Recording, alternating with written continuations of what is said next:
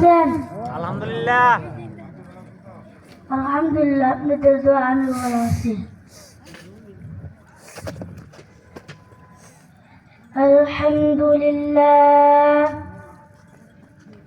আলহামদুলিল্লাহ আস্তাঈনুহু ওয়া আস্তাগফিরুহু ওয়া নাউযু বিল্লাহি মিন শুরুরি আনফুসিনা من يهد الله فلا مضل له ومن يضلله فلا هادي له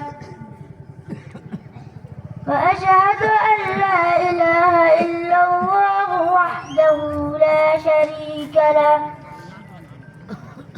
وأشهد أن محمدا عبده ورسوله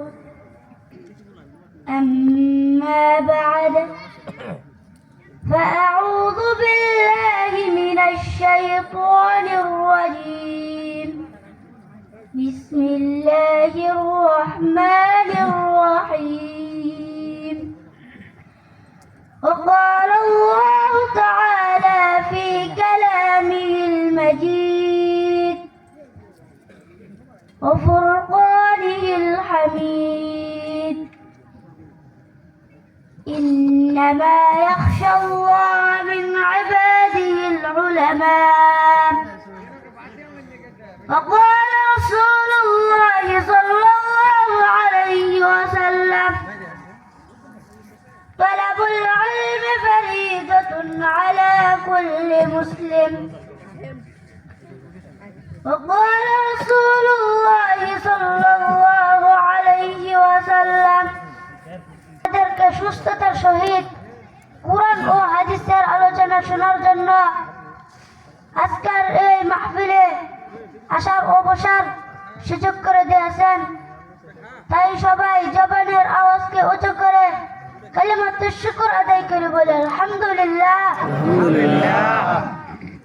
আল্লাহ যদি আমাকে তৌফিক দান করেন, কুরআন ও হাদিস থেকে কিছু আলোচনা করব ইনশাআল্লাহ। আজকে আমার আলোচ্য বিষয় হলো মাদ্রাসার শিক্ষার গুরুত্ব ও ফজিলত। আমরা কেন মাদ্রাসায় পড়ব, আমাদের সন্তানদেরকে কেন মাদ্রাসায় পড়াবো?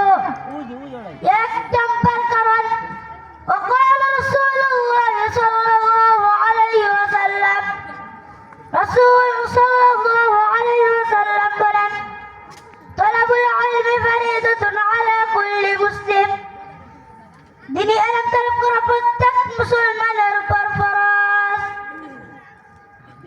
বলেন তো দেখি, আজকের মাহফিলে আমরা যারা এসেছি আমরা সবাই হিন্দু না মুসলমান? আমরা সবাই হলাম মুসলমান।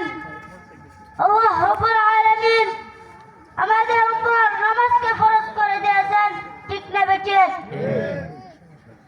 এবার বলেন তো দেখি, নামাজ পড়ার জন্য ওযুর ফরজ, গোসলের ফরজ জানার দরকার আছে না নাই?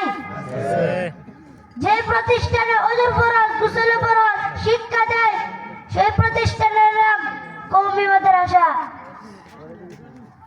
নামাজ হলো একটা গুরুত্বপূর্ণ ইবাদত। وقال رسول الله صلى الله عليه وسلم رسول صلى الله عليه وسلم বলেন أول ما يحاسب به العبد يوم القيامة الصلاة কিয়ামতের দিন সর্বপ্রথম বান্দার নামাজের হিসাব হইবে।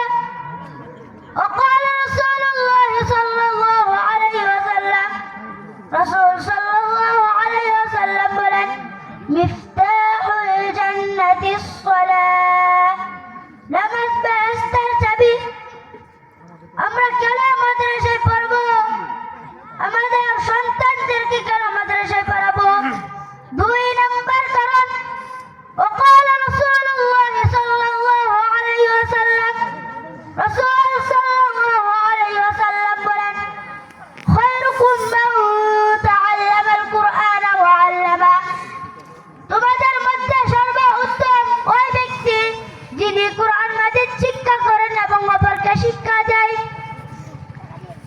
আল্লাহ রাব্বুল আলামিন 18,000 মাখলুকাত সৃষ্টি করলেন। 18,000 মাখলুকাতের মধ্যে আশরাফুল মাখলুকাত, সৃষ্টি জগতের সেরা মাখলুক হিসেবে মানব জাতিকে ঘোষণা করলেন। এই মানুষের মধ্যে আবার উত্তম মানুষ কারা? وقال رسول الله صلى الله عليه وسلم رسول صلى الله عليه وسلم বলেন, خيركم من تعلم القرآن وعلمه, যে কোরআন শিক্ষা করে এবং অপরকে শিক্ষা দেয় তারা হলো উত্তম। কেন কোরআন হলো উত্তম? এক নম্বর কারণ পৃথিবীতে যত বই আছে কোন বইয়ের মধ্যে লেখা নাই একটা অক্ষর পড়লে 10টি নেকি। আল্লাহ রাব্বুল আলামিন এমন একটা কিতাব নাযিল করলেন যে কিতাবের নাম কোরআন। কোরআনের একটা হরফ পড়লে আল্লাহ রাব্বুল আলামিন বান্দার আমলনামায় 10টি নেকি দান করবেন। বলেন না সুবহানাল্লাহ। দুই নম্বর কারণ পৃথিবীতে সমস্ত মানুষ মৃত্যুবরণ করবে। মৃত্যুর পর আমাদেরকে কবরের মধ্যে রাখা হবে, দাফন করা হবে। কবর এমন একটা ঘর যে ঘরে কোনো বাতি নাই, বন্ধু নাই, আমাদের একা থাকতে হবে, সব বিচ্ছুর ঘর।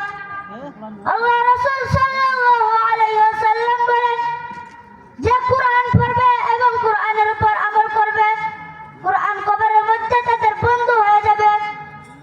কোরআন বান্দার কবরের মধ্যে আলোকিত করে দিবে। বলেন না সুবহানাল্লাহ।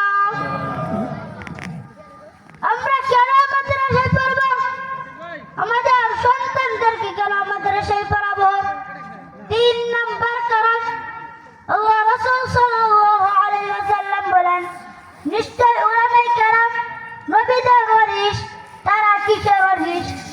আল্লাহ রাসূল সাল্লাল্লাহু আলাইহি ওয়াসাল্লাম বলেন, আল্লাহ রাব্বুল আলামিন মানুষদের হেদায়েতের জন্য অনেক নবী পাঠিয়েছিলেন।